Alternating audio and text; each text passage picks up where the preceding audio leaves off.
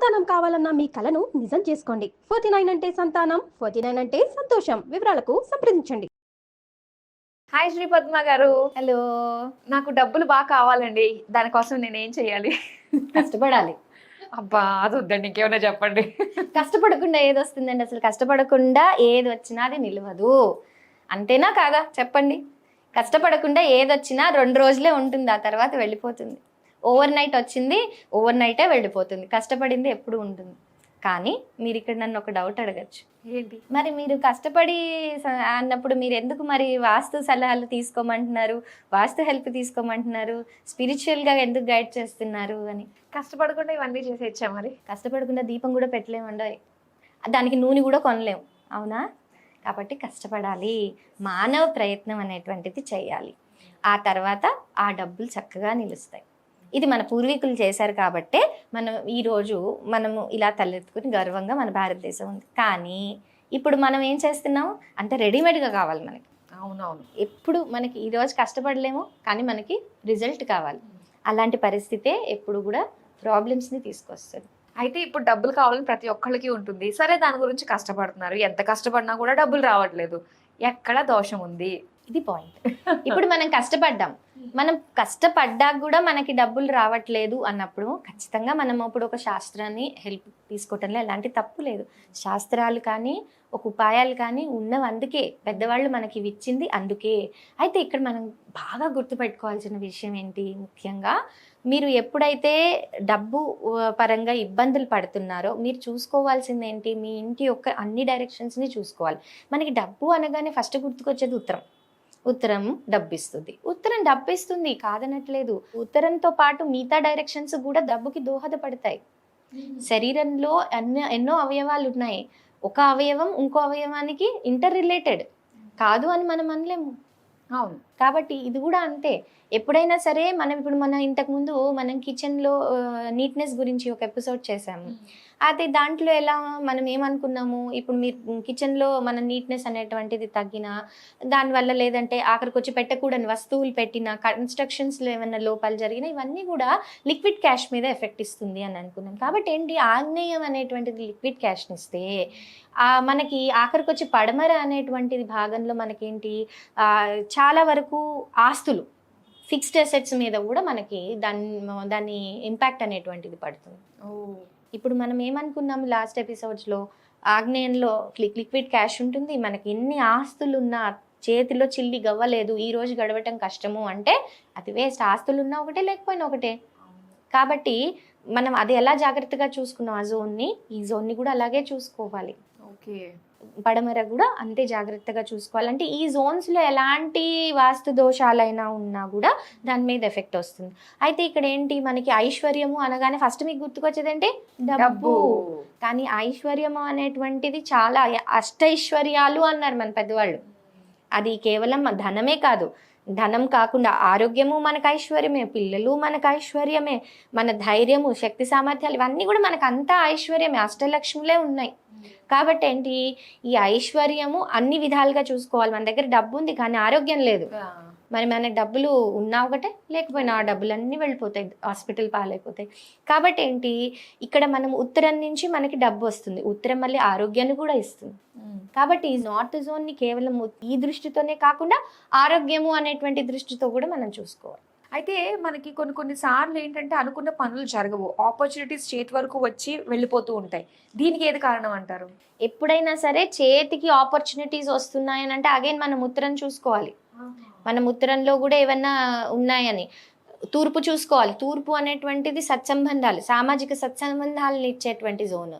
కాబట్టి ఇది మనకి ఏంటంటే సత్సంబంధాలు ఎలా ఉన్నాయి, సత్సంబంధాలు పాడైతే చేతికి వచ్చినట్టే వచ్చి అన్ని వెళ్ళిపోతూ ఉంటాయి.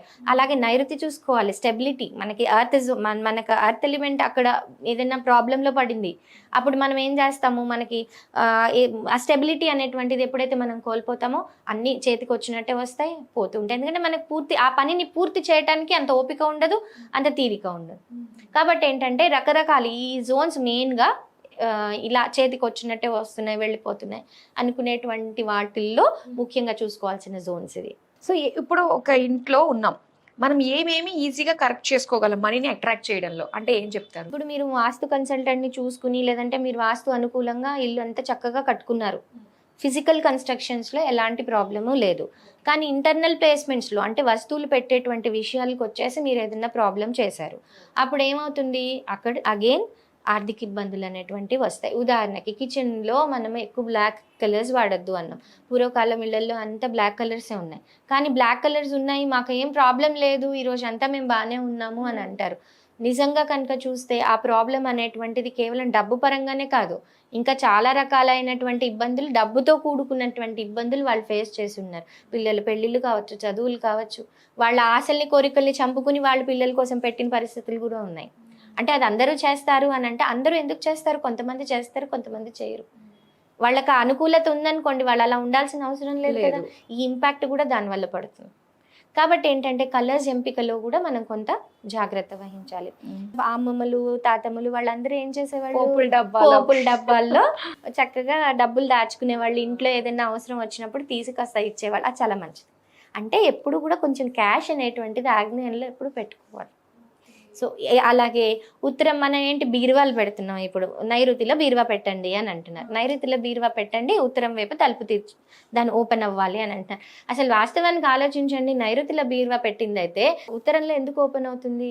225 degrees నైరుతి, మనకి నైరుతిలో మీరు పెట్టారు బీరువా అంటే, మీరు దక్షిణ నైరుతిలో కనుక బీరువా పెడితే అది దాని తలుపులు ఎక్కడ ఓపెన్ అయితే north of north west, opposite north దాని ఆపోజిట్ లో ఓపెన్ అయితే, అంటే ఉత్తరంలో ఓపెన్ అవ్వట్లేదు, దాని పక్క జోన్ లో ఓపెన్ అవుతుంది. అంటే ఇక్కడ నుంచి ఇలా ఓపెన్ చేస్తే వెనక్కి ఇలా వెళ్తున్నాయి కదా. ఇప్పుడు మన కాన్సెప్ట్ ఏమంటున్నారు, నైరుతిలో పెట్టిన బీరువా ఉత్తరంలో ఓపెన్ అవ్వాలని అంటున్నారు. అప్పుడు మీరు వంకరగా పెట్టాలి బీరువాని. అవును, వాస్తవానికి చూడాలని అంటే ఏ స్థలము 0 degrees ట్రూ నార్త్ చూపించదు, ఎక్కడో తప్ప. అది ఎంతో అదృష్టం ఉండాలి అలాంటి స్థలం రావాలంటే. అలాంటప్పుడు ఏమవుతుంది, కొంచెం వంకర్ టింకర్ డైరెక్షన్స్ ఉంటాయి ఎప్పుడు కూడా. అలా ఉన్నప్పుడు ఏంటి, మీరు బీరువాని పెట్టినప్పుడు దక్షిణ నైరుతిలో పెట్టిన బీరువా మనకి వాయువ్య స్థానంలో, వాయువ్యం అంటే ఏంటి, ఉత్తర వాయువ్య అన్న చూస్తుంది. పడమర నైరుతిలో పెట్టిన బీరువా ఆగ్నేయంలో తూర్పు ఆగ్నేయాన్ని చూస్తుంది. మీకు ఉత్తరాన్ని చూడాలంటే కొంచెం స్లాంటింగ్ గా పెట్టాలి, అలా పెడతామా, పెట్టాం. దాని అర్థం ఏంటంటే నైరుతిలో పెట్టిన బీరువా పడమర వాయువ్యాన్ని ఎప్పుడైతే చూసింది, పడమర వాయువ్యం అంటే ఏంటి, జోన్ ఆఫ్ అట్రాక్షన్, అది అట్రాక్ట్ చేసుకుంటుంది, అంటే దాంట్లో పెట్టినటువంటి వస్తువులు పెంపొందించుతుంది. అందుకే ఎప్పుడు కూడా పడమర నైరుతిలో పెట్టిన బీరువాకి ఆపోజిట్ లో ఫెంగ్ షుయ్ ప్రకారంగా అద్దం పెట్టిస్తారు. అప్పుడు ఏమిటి, అది అట్రాక్షన్ అనేటువంటిది పెరుగుతుంది, డబల్ అవుతుంది అని.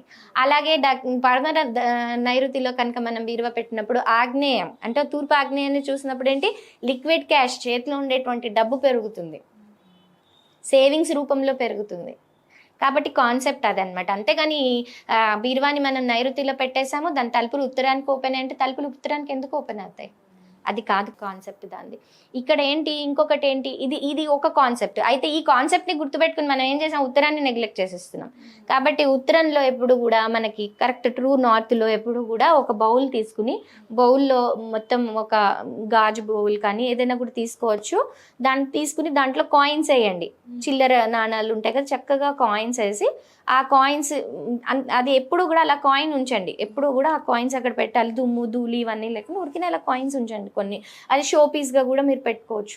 దానివల్ల ఏమవుతుంది, మనకి డబ్బు అనేటువంటిది ఎక్కువగా ఇన్ఫ్లో అనేటువంటిది పెరుగుతుంది. నార్త్లో పెట్టాలి. పూర్వకాలంలో అనేవాళ్ళు మనకి ఇలా బీరువాళ్ళు కాన్సెప్ట్ లేనప్పుడు ఉత్తరంలోనే పెట్టుకునేవాళ్ళు, ఈ నైరుతి అనే కాన్సెప్ట్ ఉండేది కాదు అప్పుడు. ఇప్పుడు ఏంటంటే లాకర్లు, పెద్ద పెద్ద బీరువాలు ఇవన్నీ పెరిగిపోయాయి వెయిట్, కాబట్టి దాన్ని నార్త్లో పెట్టకూడదు, కాబట్టి మనం నైరుతిలో పెట్టి ఈ విధంగా పెట్టండి అని అంటున్నారు. అయితే ఉత్తరంలో ఎలా పెట్టేవాళ్ళు, ఉత్తరం గోడకి షెల్ఫ్ లాగా, గోడ లోపలే షెల్ఫ్ లాగా చేసేసి ఆ షెల్ఫ్లో పిడతలు లాంటివి పెట్టుకుని దాంట్లో చిల్లల నాణాలు వేసుకునేవాళ్ళు. బాగా ఉండేవాళ్ళు ఏం చేసేవాళ్ళు, కొంచెం స్తోమత ఉన్న వాళ్ళకి పెట్టెలు ఉండేవి, పెద్ద పెద్ద ట్రంక్ పెట్టెల్లాగా పెద్ద పెట్టెలు ఉండేవి, చెక్కతో చేసిన, దాంట్లో నగలు అన్ని వాల్యుబుల్స్ అన్ని పెట్టుకునేవాళ్ళు. ఇంకా దాయాలనుకునే వాళ్ళు ఉత్తరంలో ఇలా చిన్నగా గొయ్య చేసేసి ఆ గోతిలో ఇవన్నీ పెట్టేసి అలా మూసేసేవాళ్ళు. అందుకే కదా మనకి లంకె బిందెలు ఇవన్నీ కూడా దొరికింది ఎలాగా, ఆ కాన్సెప్ట్ అది. అయితే ఇప్పుడు ఏంటంటే అవన్నీ పోయాయి కాబట్టి మనం చేయాల్సింది ఏంటి, మన ఇంట్లో ఉత్తర భాగం ఉంటుంది కదా, ఆ ఉత్తర భాగంలో ఒక బౌల్ తీసుకుని ఆ బౌల్ నిండా చిల్లర నాణాలు వేసి పెట్టండి. ఏదో ఒకటి రూపాయో 50 పైసల్లో 2 రూపాయలు 5 రూపాయలు మీకు ఎన్ని దొరికితే అన్ని దాంట్లో వేసి పెట్టండి. అది దుమ్ము ధూళి పట్టకుండా ఎప్పటికప్పుడు ఫ్రెష్గా ఉంచుకోండి. ఓకే, అంతకు మించి చేయాల్సిన అవసరం లేదు. మనీ అట్రాక్ట్ అవుతుంది అనమాట. మనీ అట్రాక్ట్ అవుతుంది దానివల్ల. కానీ ఎన్ని విన్నా కూడా, ఎంత తెలుసుకున్నా కూడా ఇంకా ఇంకా అనిపిస్తుంది అండి, ఇంకా సంథింగ్ ఏదో మిస్ కొడుతుంది మన ఇంట్లో అన్నట్టుగా.